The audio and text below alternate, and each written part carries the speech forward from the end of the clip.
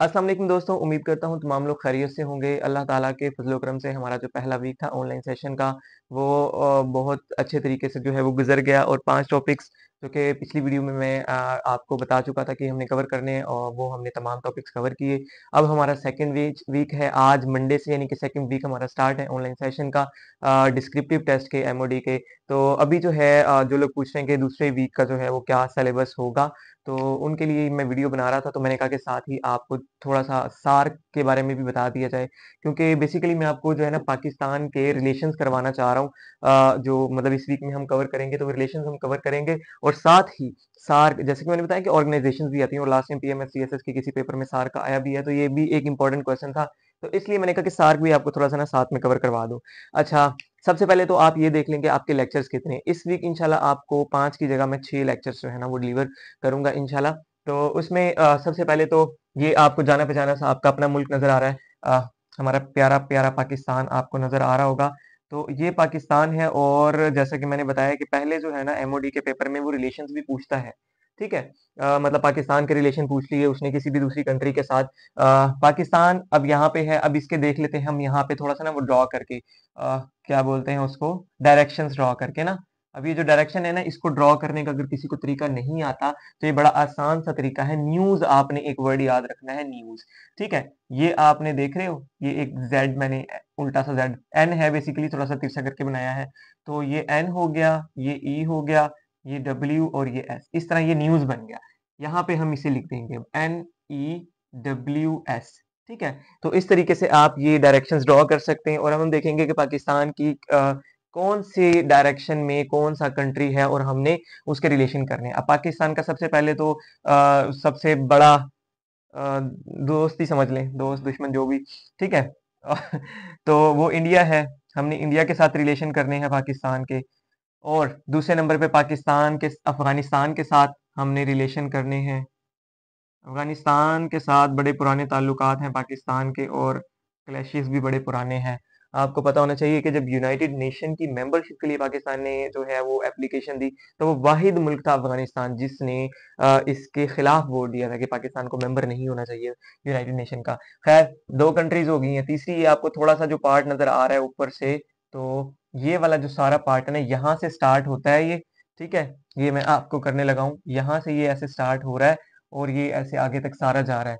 तो ये है आपके पास चाइना, ठीक है? यहाँ पे मैं लिख देता हूँ आपको, ये CHINA चाइना लिखा मैंने यहाँ है, लेकिन मतलब ये सारा है तो मैं यहाँ पे भी लिख देता हूँ, ये सारा का सारा जो है ना वो चाइना ही है। आबादी के लिहाज से अब दूसरे नंबर पे आ गया क्योंकि इंडिया जो है ना वो मात दे गया चाइना को, पहले नंबर पे पहुँच गया इंडिया।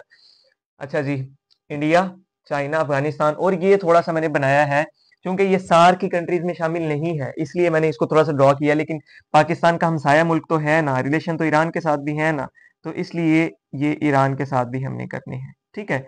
तो अब आपके टोटल कितने लेक्चर हो गए? 1, 2, 3, 4, 5 5 लेक्चर ये हो गए, जैसे मैंने कहा 6 तो 6th वाला जो है ना आपका ये जो तमाम कंट्रीज़ को मिला के आपका बनना है, वो बनना है सार्क। कौन-सा बनना है? सार्क का। तो ये हो गए आपके इस वीक के सेकंड वीक के लेक्चर्स, ठीक है? अच्छा जी, अब हम थोड़ा-सा चूँकि मैंने कहा कि सिर्फ़ ये बताने के बजाय मैं थोड़ा-सा आपको निमोनिक्स के थ्रू सार के कंट्रीज़ भी याद करवा दूँ, तो अब हम उस टॉपिक की तरफ आते हैं। देखिए लास्ट टाइम जो आपने लेक्चर देखा ना, वो था मिडल ईस्ट का। मिडल ईस्ट के जो मैंने आपको बताया कि इरम आई, तो सब जवान लड़कियाँ वगैरह-वगैरह की पूरी लाइन मैंने आपको बताई और 15 कंट्रीज़ थे, हमने बड़ी आसानी से मिडल ईस्ट की 15 कंट्रीज़ को याद कर लिया। इसी तरह आज हम सार्क की टोटल 8 कंट्रीज़ हैं और उनको हम बड़ी आसानी से इस मैप के थ्रू याद करेंगे। अच्छा जी, नंबर 1 पे हम देखते हैं, पहले मैं निमोनिक्स लिख देता हूँ इसकी क्या है।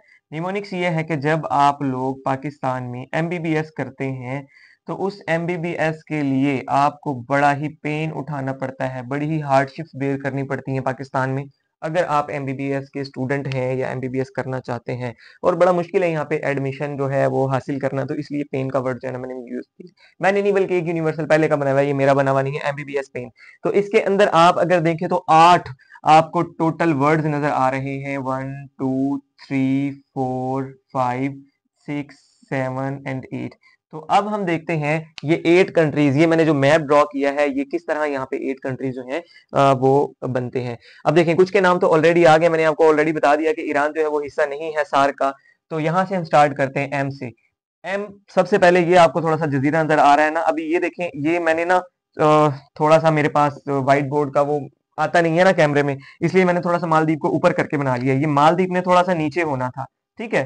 तो जहां पे ये मुझे लगता है आपको ये नीचे वाला एरो, ये सेकंड एरो नहीं नजर आ रहा होगा, यहाँ पे इसने बेसिकली बनना था, तो ये इसकी सीध में नहीं आता, ये इक्वेटर के ऊपर आता है ना, तो इक्वेटर के ऊपर आता है, इसलिए बस ये कैमरे में आ जाए इसलिए मैंने थोड़ा सा ऊपर करके बना लिया। अच्छा, अब वापस टॉपिक की तरफ आते हैं। तो देखें, सबसे पहला जो है ना, ये आपको जो नजर आ रहा है छोटा सा जजीरा, ये है मालदीव्स का, MALDIVES, मालदीव्स। MBBS, पहला बी जो है आपका आ गया भूटान, ऊपर ऊपर की तरफ से हम देख रहे हैं ना, BHUTAN, और दूसरा भी आ गया आपका बांग्लादेश।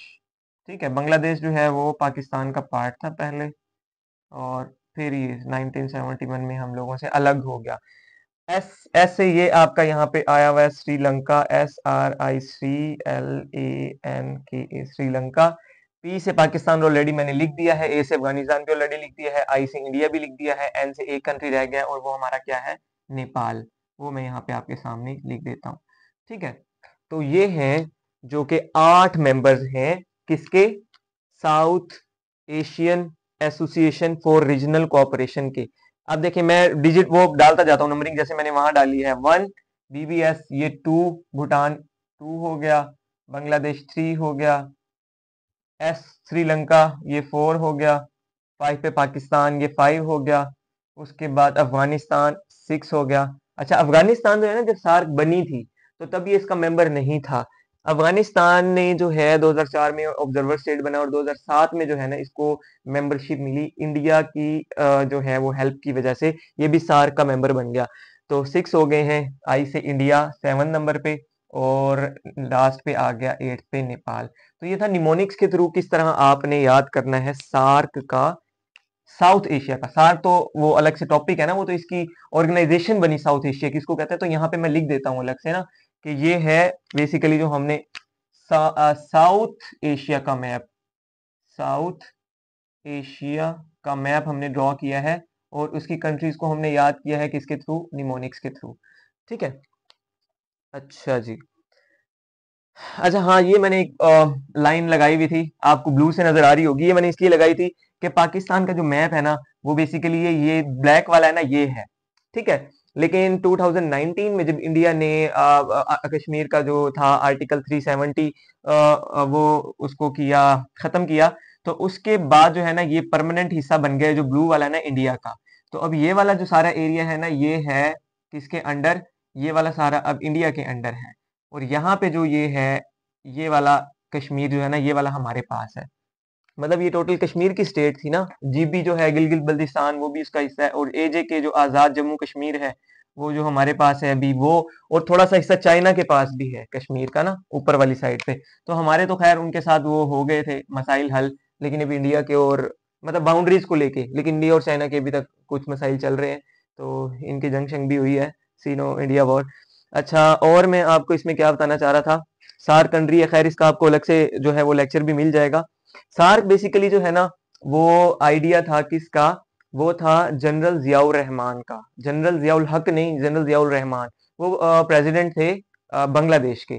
तो उन्होंने ये आइडिया दिया कि क्यों ना, जिस तरह यूनाइटेड नेशन ने जो है एक ऑल ओवर द वर्ल्ड एक ऑर्गेनाइजेशन बनाई है, हम अपने रीजन की एक ऑर्गेनाइजेशन बना लेते हैं। क्योंकि बड़े सगीर आपको पता है कि इस ये जो खित्ता है ना बड़े सगीर वाला, तो ये बाद में ये तो खैर अलग होते रहे ना कंट्रीज, पहले तो ये सारे अलग थे अफगानिस्तान को निकाल के, बाकी के सारे अलग थे, और सॉरी बाकी के सारे एक ही जो है वो बड़े सगीर के अंडर आते थे। तो बाद में ये डिवाइड होते रहे।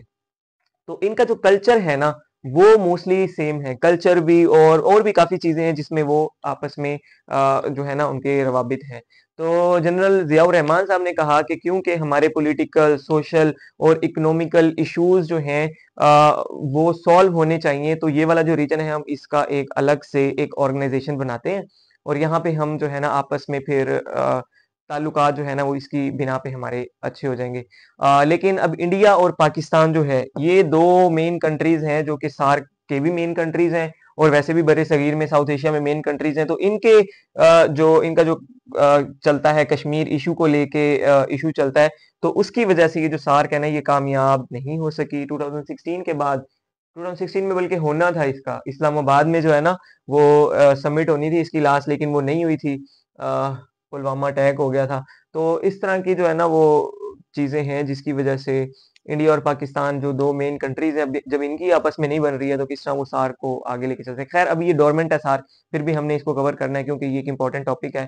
तो निमोनिक्स के थ्रू हमने याद कर लिया है। बाकी जो एमओडी डिस्क्रिप्टिव को लेके काफ़ी क्वेश्चंस आ रहे हैं कि जनाब वो शीट्स कितनी मिलनी है और उसके जो हैं वर्ड्स कितने होने चाहिए, करंट अफेयर के क्वेश्चन के ऐसे के वर्ड्स कितने होने चाहिए, प्रेसी आनी है कि नहीं आनी, प्रेसी का टाइटल देना है कि नहीं देना, कहाँ देना है, शुरू में देना है, एंड में देना है, ऐसे में और प्रेसी में क्या फ़र्क है। तो इस तरह के काफ़ी सारे क्वेश्चंस ना वो आ रहे हैं, तो वो हम अगली वीडियो में डिस्कस करते हैं। अगर ये वीडियो आपको अच्छी लगी है तो लाइक करें, चैनल को सब्सक्राइब करें। बहुत शुक्रिया। अल्लाह हाफ़िज़।